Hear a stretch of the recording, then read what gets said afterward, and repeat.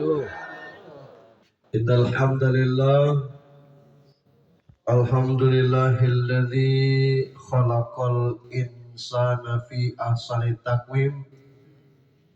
Ashhadu an la ilaha illallah al-malikul haqqul mubin wa ashhadu anna Muhammadan abduhu wa rasuluhu shadiqul wa'dil amin. Allahumma salli wa sallim wa barik ala sayyidina Muhammadin sayyidil mursalin wa ala alihi wa sahbihi ajma'in. Qala Allah ta'ala fi kitabihil karim, a'udzu billahi minasy syaithanir rajim, bismillahirrahmanirrahim. Ya ayyatuhan nafsul mutmainnah, irji'i ila rabbiki radiyatan mardiyah wadkhuli fi ibadi wadkhuli jannati. Wa qala ta'ala aidan, inna salati wa nusuki wa mahyaya wa mamati lillahi rabbil alamin. Wa qala ta'ala aidan, alladzina idza asabathum musibah qalu inna lillahi wa inna ilaihi raji'un. Ulaika alaihim salawatun min rabbihim wa rahmah wa ulaika humul muhtadun. Sadaqallahu azim. Anak-anak, para menantu hingga ke cucu almarhumah yang kita hormati dan dirahmati Allah. Penyelenggara tabligh takziah malam ini, Pemda Kota, hadir Pak Camat, Lurah Kelurahan Lingkal Barat, lah 2 malam berturut-turut kami diperahkan. Ketua-ketua RW dan ketua-ketua RT khusus RT 9 yang kita hormati Bapak Kapolsek Sleban beserta jajaran, ada juga Ikatan Sukaduka Kamboja.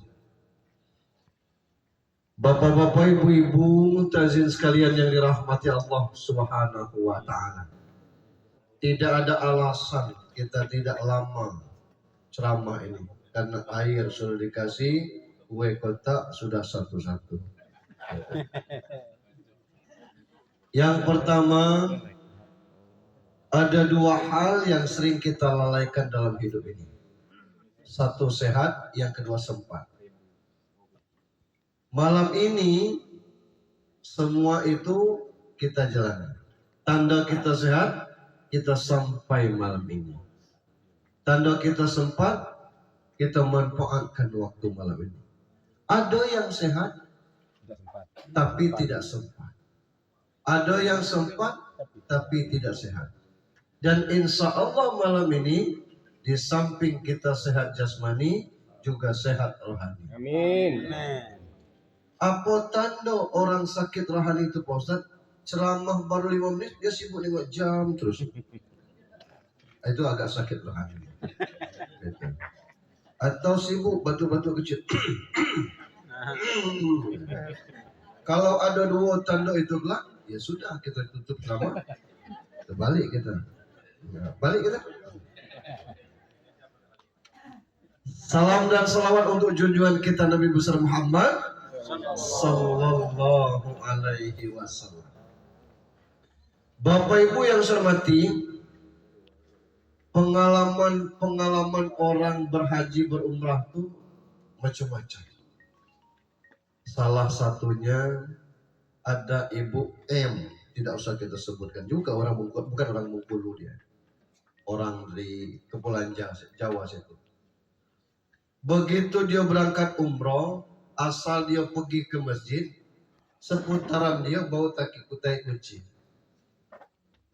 Dia cari di bajunya, dah mustahil lah baju ini sudah disiapkan. Bau tai kucing itu. Sebelum berangkat, dia angkat-angkat.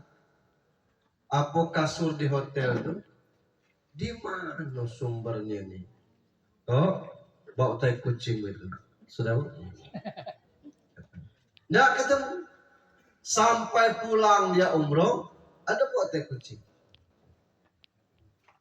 Lalu setelah umroh, kelar beberapa tahun dia berhaji. Kondisinya juga sudah agak sepuh. Ya Allah, lancarkanlah haji ini. Jangan lagi ada gangguan yang cak waktu umroh dulu ya Allah. bau tai kucing terus. Alhamdulillah dengan kekuatan tenaga yang terseok-seok dia berangkat. Dan saat nak tawaf kakinya tidak sanggup lagi untuk berjalan. Dia duduk, ditengoknya ada kucing, urus. Dia kasih makan kucing itu lahap. Sesudah itu kucing itu menjilat di kakinya. Setelah itu kucingnya pergi, dia bisa jalan. Nah, kenapa ini terjadi? Yang pertama, selain bau tai kucing, juga pakaiannya tuh cuma satu di badan. Apesnya, kopernya tuh terbawa oleh jamaah yang lain. Karena dalam satu penerbangan itu bukan satu travel saja yang berangkat kalau umroh itu. Sampai diketemukan itu berhari-hari baju satu tulang. Setelah dia konsul dengan ustadznya, kenapa begini ya Ustaz? Nah, pertama pengalaman kenapa bau tai kucing, karena dia kejam dengan binatang. Yang kedua, kenapa kopernya hilang, baju tinggal satu? Dia sering buang baju suaminya. Kalau ribut, main lempar baju suami. Adakah ibu-ibu di sini? Siap-siap ya. Nah, kemudian yang kedua, dia rubah perlakuannya. Dia hormat kepada suaminya, mohon doa restu suaminya, sayang kepada suaminya. Berdasarkan pengalaman seperti itu, akhirnya dia bisa selamat menunaikan ibadah haji. Itu antara dunia. Maksud saya dari Indonesia ke Mekah begitu. Nah, apalagi dunia dan akhirat yang kita tidak tahu apa yang terjadi di alam barzah itu. Untuk itu, kematian kita ini berpulang kepada perlakuan diri kita atas Allah yang sudah titipkan. Kita orang hebat, Bu. Luar biasanya kita hebat. Melalui proses seleksi yang sangat ketat, lomba yang sangat luar biasa, kita berhasil mengalahkan jutaan pesaing kita, maka kita bisa menembus ke opungnya ibu. Sisa-sisa itu banyak dibuang bapak-bapak. Termasuk dibuang di kamar mandi. Kita berhasil, itu perjuangan hebat. Maka saya akan ceritakan supaya tidak sama dengan Pak Camat dan Pak Lurah malam ini dalam bentuk yang lain. Allah titip kita ini di 7 alam. Kita ini serba 7 kan, Al-Fatihah 7 ayat. Bumi 7 lapis. Langit 7 lapis. Di badan kita ini ada 7 lubang. Iya, 2 lubang mata. Kemudian 2 lubang hidung. 2 lubang telinga. 1 lubang mulut. Itu semua 7. Kita tawaf 7 keliling. Kenapa serba 7 seperti ini? Allah ingin menyadarkan kita bahwa hidup ini perjalanan, bukan persaingan. Kalau ada orang nak nyanyi kita, biarlah dia berjalan dewe. Kita jalani saja. Perjalanan pertama dimulai dari alam ruh. Dan kita sudah mengangkat sumpah di alam ruh. Alastu birabbikum, kalian bersumpah aku ni Tuhan, kalian bersyahadat aku ni Tuhan. Jawab kita, bala sahidna, kami bersaksi engkaulah Tuhan kami. Nah, ternyata sumpah ini, janji ini, kadang-kadang setelah lahir banyak ganti kartu. Begitu sudah di dunia, tidak lagi kartunya la ilaha illallah, ganti kartu salawat. Haleluya. Namo Buddhaya. Om Swastiastu. Mestinya tetap dengan kartu La ilaha illallah. Ini alam ruh. Di alam kedua, alam kandungan, itu pun kita sudah mengikrarkan sesuatu yang luar biasa.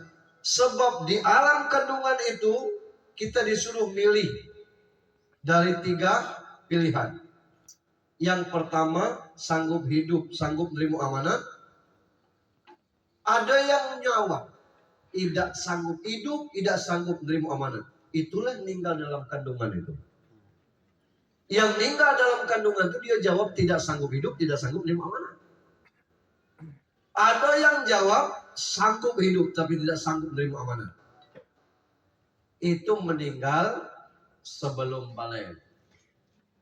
Karena amanat itu setelah kita balik.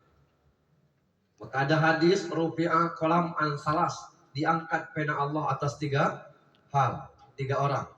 Anis sobiyyi hatta yablu, anil naim hatta yastaikis, anil majnun hatta yafiq. Diangkat pena Allah atas 3 orang. Yang pertama anak kecil sampai dia balik. Nah, balik ini yang menjadi permasalahan sekarang. Karena umur balik zaman Nabi itu 9, 12, 13 tahun itu lah balik. Zaman Nabi. Nabi lah lama mati. Nah, pergeseran umur balik ini ada yang lah putih rambutnya belum balik-balik. Lah tidak pernah nampak sembahyang kalau belum balik. Yang kedua, anin naim hatta yastaikis. Orang yang belum balik tadi tidak ada catatannya. Macam mana Pak Ustadz anak saya tahannya puasa seminggu, pahalanya untuk mak bapaknya. Anak saya Pak umur 6 tahun lah 2 juz dihafal, pahalanya untuk mak bapaknya. Pak Ustadz, anak saya di mana dia sudah maghrib sama isya belum belajar ya. Dia tadarus Quran dulu, pahalanya untuk mak bapak dia. Ay Pak Ustadz, anakku tukang ribut di masjid, dosanya untuk mak bapak dia. Ya. Ini tidak ngerti tentang itu. Yang kedua, aninaim hatta yastaikis, orang tidur sampai bangun. Tidak ada dosa pahala orang yang tidur itu. Walaupun dia bermimpi labbaik Allahumma labbaik labbaik la syarika lak labbaik, dibangunkan oleh pasangannya, layak ngaku labbaik labbaik, wih aku mimpi umroh, tidak ada pahala itu. Atau kamu mimpi bunuh orang, tidak ada dosa itu karena mimpi. Nah, yang ketiga yang tidak dicatat dosanya itu anil majnun hatta yafiq, orang gila sampai sembuh. Balik kita nih, tidur tidak mungkin terus. Amaidan tidak berdosa. Gila. Nah, konyolnya di lingkar barat ini ada tempat. Ini. Nah, di alam kandungan yang ketiga model kita nih. Kita dulu jawab sanggup hidup, sanggup menerima amanah. Resikonya sanggup hidup, sanggup menerima amanah, ada beban atas kita. Apa itu? Bunia Islam alal khamsin. Tegak Islam itu alas 5 dasar. Syahadatullah ilaha illallah Muhammad Rasulullah wa iqamas shalah wa ita'iz zakah wa shaum Ramadan wa hajjatul bait. Itu resiko kita menjawab sanggup hidup, sanggup menerima amanah. Tapi Allah tetap Maha Rahman, Maha Rahim. Sanggup haji, berangkat haji. Bukan tidak sanggup Pak Ustaz, duit tidak ada, berarti tidak mampu itu tuh. Tidak wajib lagi. Pakai haji sunnah. Apa itu? Umroh. Makan tidak cukup kalau nak umroh. Gugur yang itu. Yang kedua lagi zakat. Bayar zakat. Itu. Cuma nak berzakat. Aku ni kerja sawah orang. Kadang-kadang dapat bagian, kadang-kadang tidak. Belum cukup sampai ke puasa, beras habis, apalagi nak lebaran, duduk di rumah. Orang bayar zakat dengan kita. Terima zakat, lah 2 gugur. Yang ketiga puasa. Sanggup tak puasa? Boleh tak puasa? Boleh. Kalau orang sakit dah usah puasa. Dalilnya pemangkan amin kemarin. Atau safar. Safar itu apa? Dalam perjalanan jaraknya 85 kilo.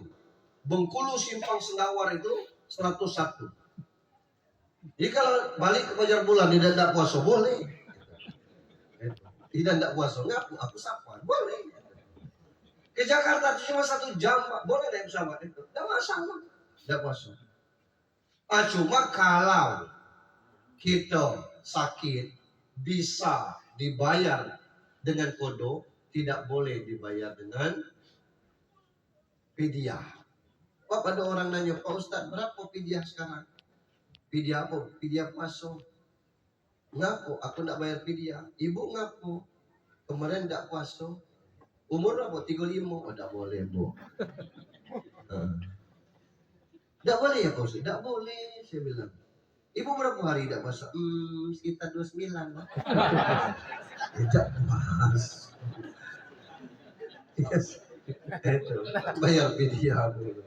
Orang bayar fidyah tidak ada harapan untuk sehat lagi, sakitnya sepanjang tahun atau lapikun. Setahun sekali itu. Puasa sunnah kerjakan juga. Yang berikutnya puasa dia tangguh lagi, sholat. Sholat ini semampunya. Kalau mampu tegak, tegak. Tidak mampu tegak, duduk. Tidak mampu berbaring. Tidak sanggup berbaring dalam hati. Tidak sanggup juga masukkan ke ringgo-ringgo itu. Kita sholatkah. Nah berikutnya syahadat. Ngapo di atas itu tidak berjalan? Karena pada saat syahadatnya tidak menghunjam ke ulu hati. Contohnya syahadat pengantin baru. Orang yang akan nikah tuh bukan rukun tuh, tapi disahadatkan ulang. Baca ke syahadat, baca istighfar bisa, istighfar, syahadat. Itu tandanya masuk Islam baru tuh. Disahadatkan ulang. Asyhadu an la ilaha illallah wa asyhadu anna Muhammad Rasulullah. Mantap. Akad nikah berjalan Jumat sore. Sabtu pagi pesta. Begitu jam 12 lewat 18 orang azan. Allahu Akbar. Protokol yang maju. Bapak Ibu hadirin sekalian, kita beri sejenak. Azan sedang berkumandang. Selesai. La ilaha illallah. Maju lagi protokol. Bapak Ibu hadirin, dari Anda untuk Anda, dari Anda untuk kedua mempelai, dan dari kedua mempelai untuk kita lanjutkan. Dari Kelurahan Lingkar Barat bergeser kita ke bawah di Lempuing, kita pakai Limuanten. Nyanyi lagi. Yang SAG bersanding. Yang bapaknya haji, ibunya hajang. Dado turun sholat. Itulah hebatnya pesta di kota mana. Jam 11 selesai. Kita datang setengah 12. Orang bukan taruh. Hello, tapi jam setengah 8 lah mulai. Itu kan di situ. Tidak ganggu untuk ibadah setelahnya. Ya. Itu kalau di mana. Jadi kita ini tidak orang peduli. Sampai asar masih paling tidak panitia. Kedebak. Itu. Yo, nyanyi dari Anda untuk Anda. Pakai musik reming itu. Biarlah ku tanggung. Semua dari kita. Wah. Musik reming. Allah. Lupa dengan tugasnya. Nah ini di alam kandungan.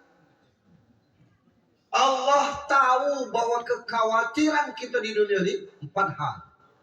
Urusan jodoh, urusan rezeki, urusan bala, urusan maut. Dan itu sudah Allah catat 4 bulan dalam kandungan. Wa yu'maru bi arba'in kalimat rizkihi ajalihi amali saqiyun aw sa'idun. Supaya apa? Turun ke dunia ini, tidak usah khawatir, jodoh pasti ada. Malam tadi kita ketemu dengan takziah 39 dapat jawab, belum menikah akan Allah kasih jodohnya kelak di akhirat. Ibu-ibu di dusun galak bertanya, Pak Ustadz boleh bertanya, apa Bu? Siapa yang saya turut kelak? Aku nilah 3 kali menikah. Ini 3 kali pulau jando. Tak nikah tidak lagi nih. Gitu. Dari 3 suami itu siapa yang turun? Amin jabaran kalau udah usah diturun.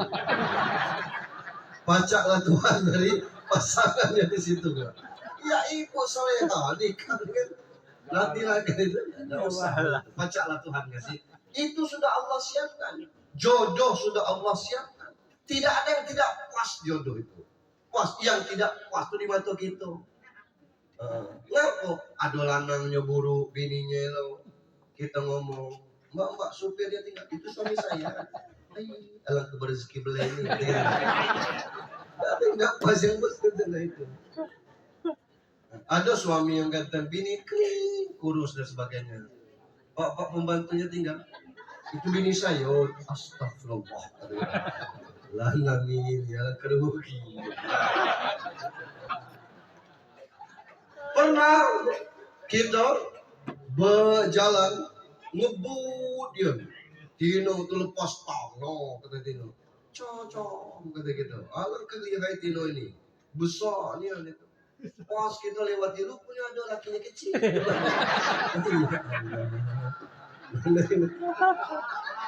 Tidak pas itu jodohnya Allah. Pasangan itu pasangan dari Allah Subhanahu Wa Taala. Rezeki pun begitu.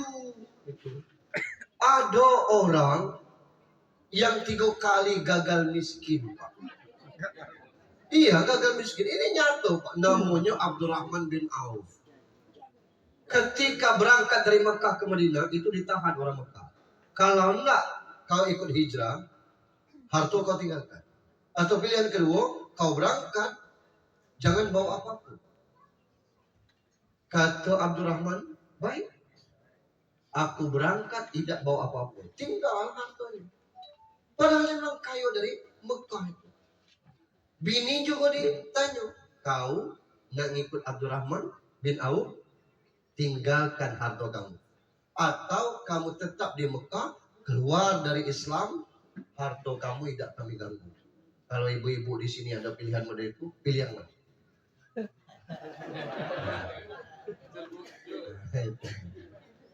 Akhirnya bininya tinggal. Abdurrahman berangkat. Disambut oleh Abdurrahman bin Auf oleh orang kaya. Kata orang yang bilang, kami tahu kamu ini orang kaya dari Mekah. Setengah harta aku ambillah. Nah, ada sana aku yang cita-cita, pilih yang mana kau nak nikahi, kami akan biayainya. Rumah 3, kau ambil 1. Ini ditawarkan kepada Abdurrahman bin Auf. Kita tanya ke bapak-bapak. Kalau ini bapak-bapak di sini nih, anggaplah Abdurrahman bin Auf. Apakah pilihan ini diterima atau tidak ditolak sama sekali? Tidak ditolak. Tidak usah ditanya bapak belajar. Apa kata Abdurrahman bin Auf? Saya tidak butuh. Tunjukkan kepada tempat saya di mana tempat pasar. Dia berjualan. Orang Mekah tuh hobi makan kambing. Mungkin seminggu tuh 3-4 kali dia bolehnya kambing. Kambingnya cukup belampat. Saya pernah dijabu oleh Ustaz Ali Jaber tuh. Kambing besar tuh belampat. Tinggal ada pisau aja tinggal kita potong-potong itu. Itu orang Mekah. Dia hobi boleh kambing itu. Tidak darah tinggi Pak Ustaz. Nah itu yang hebat itu. Caranya masak. Ya gitu. Boleh cium. Pingsan nggak? Cium kambing. Nah. Bisa. Gitu. Sekali dia tinggalkan hartanya. Begitu setahun di Madinah. Kaya lagi dia. Berdagang ke luar negeri. 700 ontanya dari Sam. Berdebu langit nih. Geruduk-geruduk. Ya Allah kata orang. Bunyi apa ini? Bunyi onta. Abdurrahman bin Auf. Dengan dagangannya emas, perak dan sebagainya. Kata Aisyah kasihan Abdurrahman bin Auf. Dia merangkak ke surga. Dengar model itu. 700 onta beserta bawaannya itu. Dibagi kalau ke orang Madinah. Tidak bersisa. Salut orang dengan Abdurrahman. Habis lagi harganya. Tumbuh lagi.